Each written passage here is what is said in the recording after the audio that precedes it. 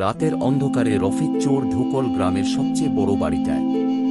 শুনেছে মালিক শহরে গেছে, বাড়ি ফাঁকা। শীত কেটে ঢুকে পড়ল ভেতরে, মোমবাতি জ্বালিয়ে খোঁজাখুঁজি শুরু করল।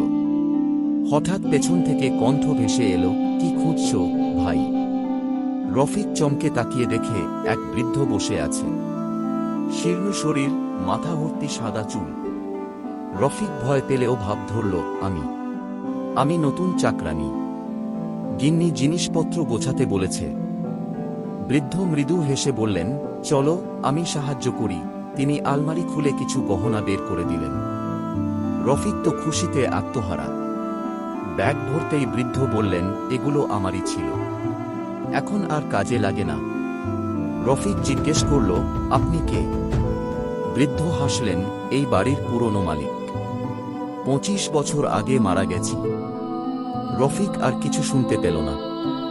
সে ব্যাগ ফেলে দরজা দিয়ে দৌড় দিল। পরদিন সকালে গ্রামের লোকজন দেখে সেই ব্যাগ গহনাসহ ফেরত পড়ে আছে বারান্দায়।